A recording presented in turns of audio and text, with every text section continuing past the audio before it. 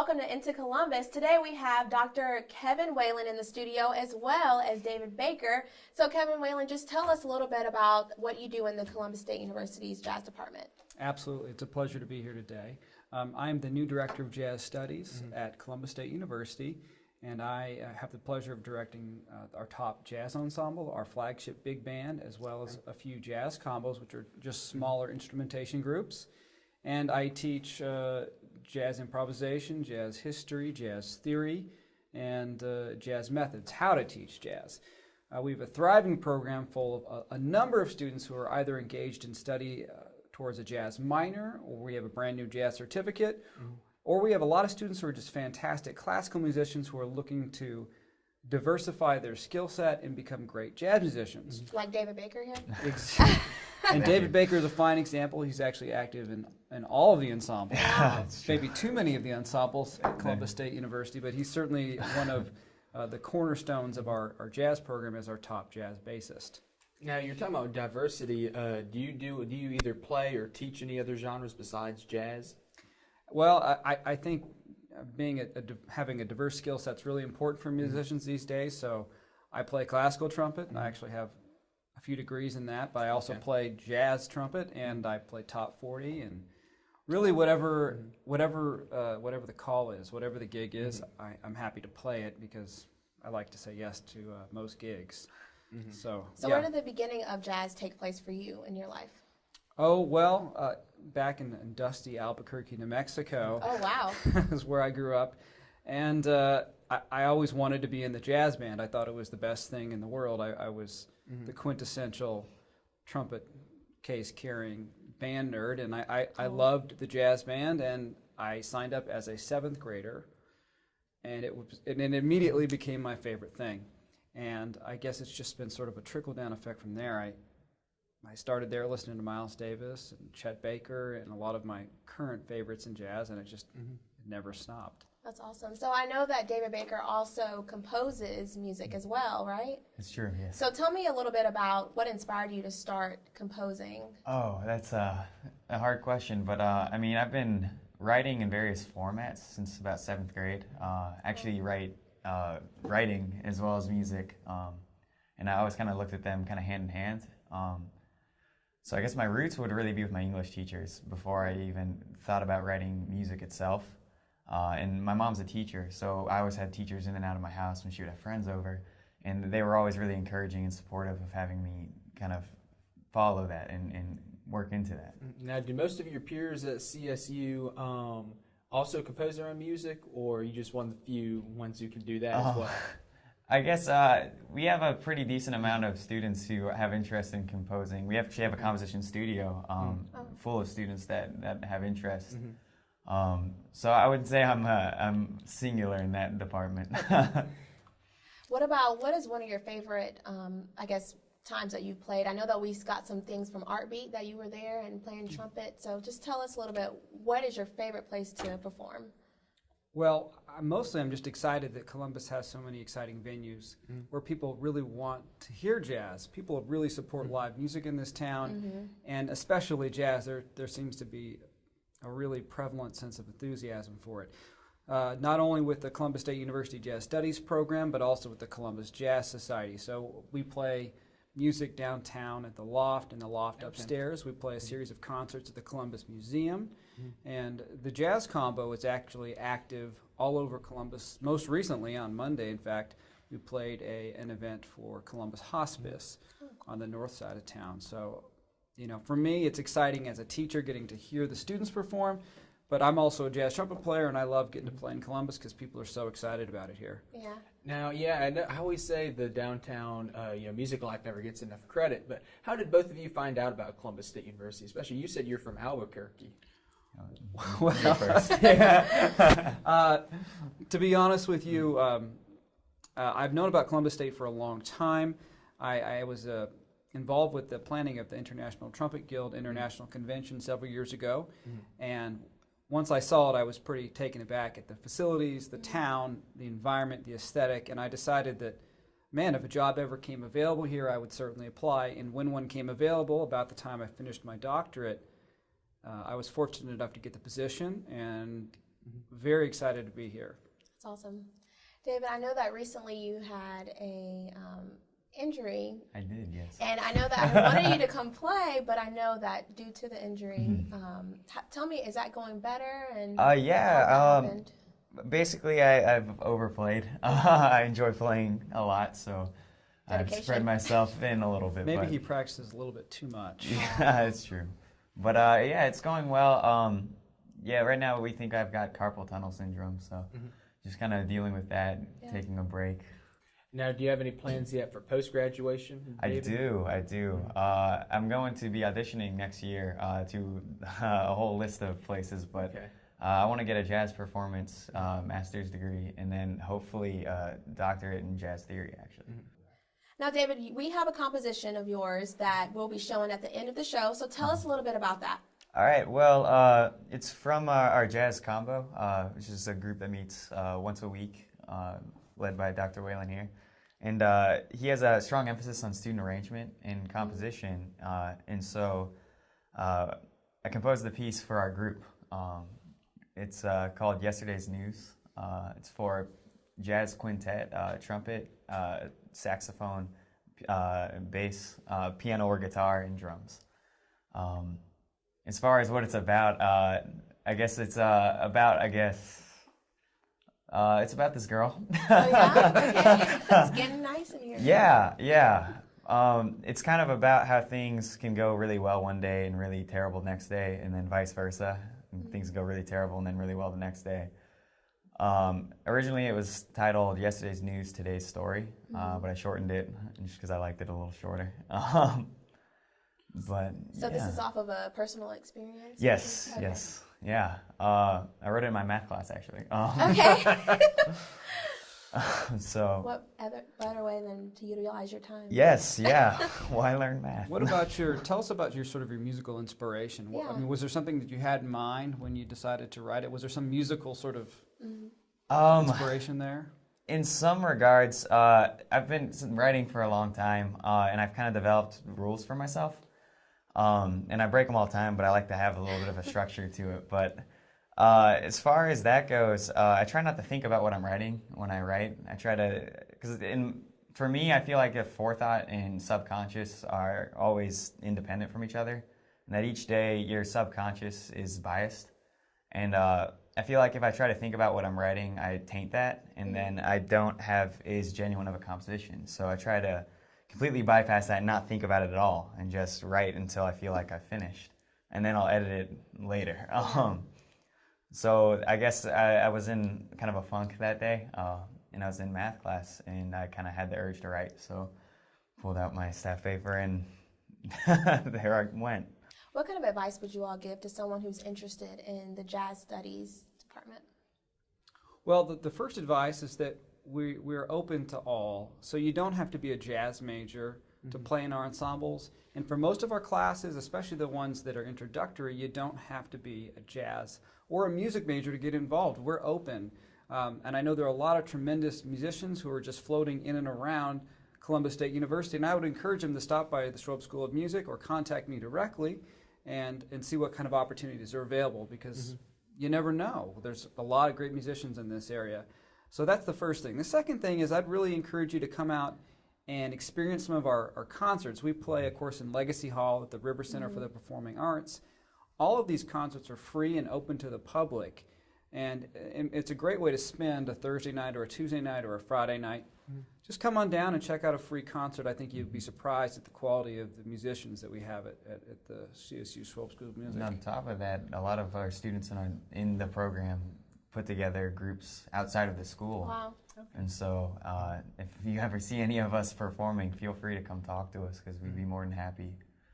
David put together a fantastic show at the Loft 2 or 3 weeks ago. And he was playing jazz standards, but he was also playing pop standards. Oh, that's awesome. And it was all arranged by him for a full house downtown on a Friday night. And so that's also free and open to the public and really conducive to, a nice social evening.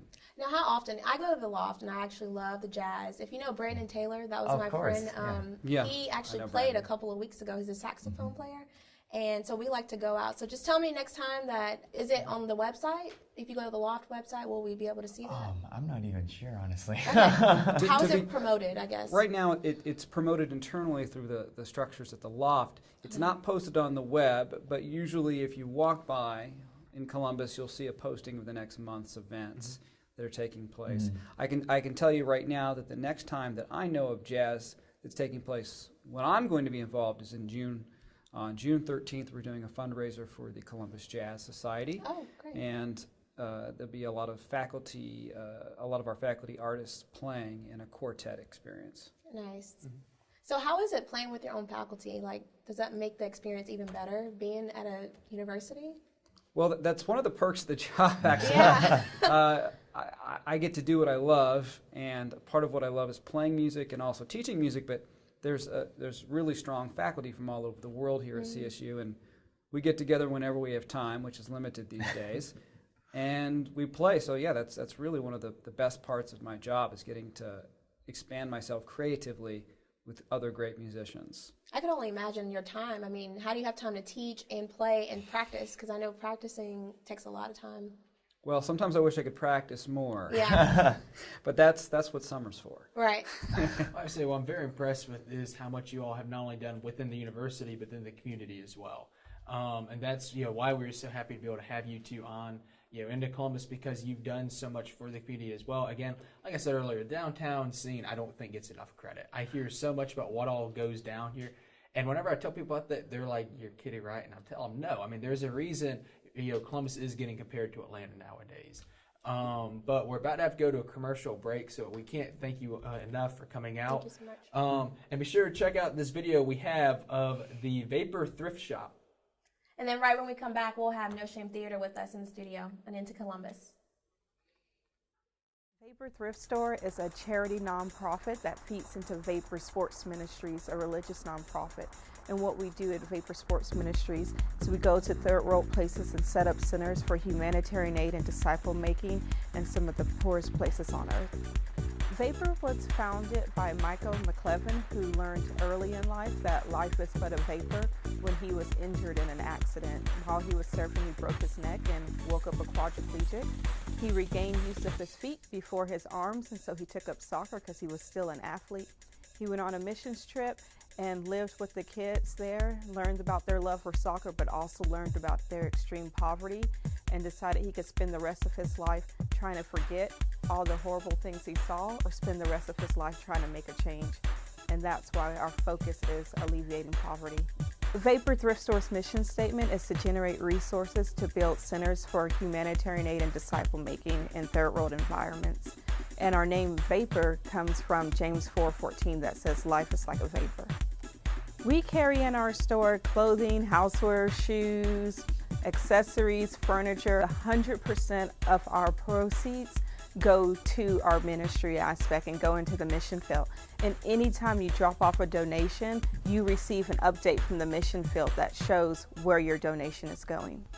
One of the most rewarding things about working at Vapor is, during the day it looks like we're just sweeping up dust bunnies and going through someone else's belongings, but all of that's been donated, and we know that everything from that goes to help people that are in need, that we're not just going to make someone rich, but we're going to help lift people out of poverty. If someone wants to donate, they can donate their gently used items at any of our Dropbox locations or here at the store. Whenever they drop off a donation, on the bottom of their tax receipt, because it's tax deductible, is also a coupon to shop in the store. And they can also donate their time, because we always need volunteers to help get the items ready for the sales floor. Call in and let us know when you have free time and you want to come in and help. We've returned to iNtoColumbus, and with us is Jim Farr of No Shame Theater. Now, I think the name says it all, but just in case, what exactly is it? Well, No Shame Theater is a specific place for original material. We showcase music, poems, scenes, improv, really anything that you can fit into 5 minutes that is your own material and doesn't break anything. Those are the 3 rules. As long as you don't break yourself, the law, or the space, we really don't care what you do. So how did it begin? Like, what is the history behind the No Shame? In, I believe it was August of 2009, There was a resident actor at the Springer named Jens Rasmussen. Sounds like a guy that would start No Shame Theater. But he approached Paul Pierce with this thing that was like, I understand the Springer's about doing established material, and they do musicals and straight plays and things like that. But there's this thing called No Shame that they've had, I think, for around 25 years in like Illinois or something is where it started. But he wanted to start his own No Shame at the Springer because it would be kind of this new, fresh material for a 142-year-old building to do, which was a great idea, and it caught on. I think they were advertising it for like a month before it actually started, and when they opened the doors, it was packed. So like I was at the first one. It had nothing to do with the running of it or anything like that, but it was really cool because I'd seen, I think, 1 or 2 productions at the Springer, and they're really big, really great productions, and this was literally like a stage in the middle of the bar. Yeah, I've been to No Shame, and it's pretty it's jam-packed. Like the line is really long, and I'm like, what is this? Like, it's really cool because there's really no shame. Exactly, yeah. Now, to talk about the content, is there any restrictions on the topics, the language, No. anything like that? That is really what we're about. You Okay. can say and do anything No Shame. and everything, yeah. And we will take on all the weirdos or the strange people that show up. We kind of embrace that kind of thing. It's kind of nice showing up to a job and not really knowing what's going to happen, but kind of rolling with the punches. I have an improv background.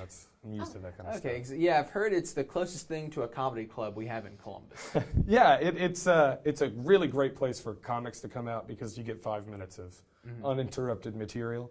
But it's a nice place for people just to, like, when we were doing a show, we were developing a show at the Springer called Oops, I Tweeted Again. We did a lot of scenes that didn't make it into the show at No Shame because it's just that kind of crowd. And to test out some of the material, we had a segment where one of the cast members did stand up, so he did stand up at No Shame.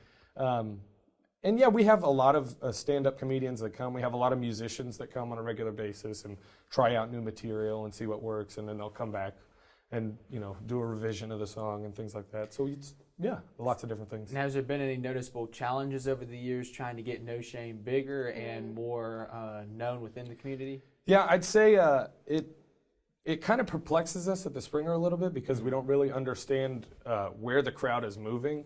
It started off very like college kids and the younger crowd because you had to be 18 and over, so I think they thought they were going to see something risque or something like that. But over the past couple of years, we've seen the audience shift from a college level to like a young professional. There are people that come out that are over 21 most of the time, and they are really just kind of looking for people to entertain them. And there are people that want to entertain you, so they're ready to do it.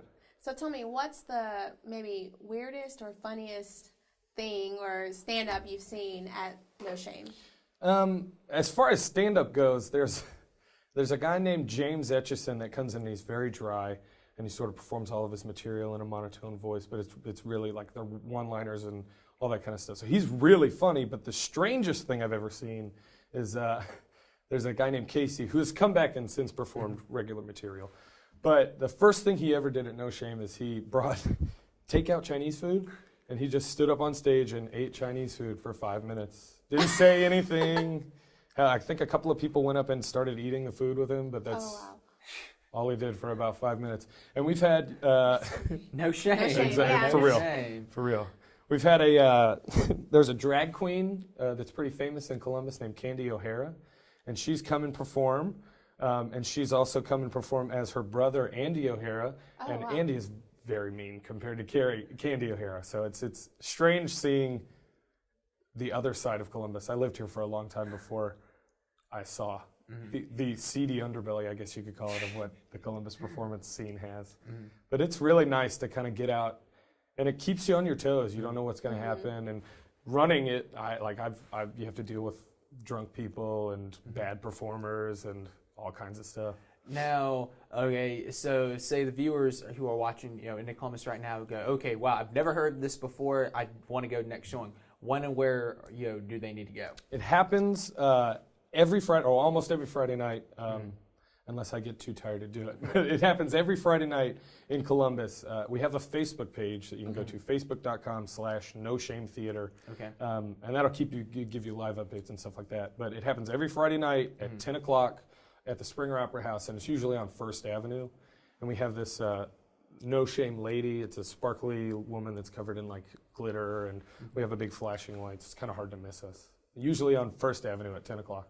So if someone wants to perform, is there a fee for that? Or if someone wants to get in, is there a It's fee? $5 for everybody that comes, even if you're performing. So if you want to show up, the first 15 performers that sign up get a slot. So you normally want to show up at about 10 o'clock if you're trying to sign up. Because like you said, there's usually a line. And Yeah. if there are 14 other people in front of you that want a spot and you don't get a Right. spot, that's Right. what happens. Okay. Well, I mean, thank you for coming out and telling us about this. 'Cause I've heard about it before and wanted to go and see it. I've just actually honestly never even known where to go for it.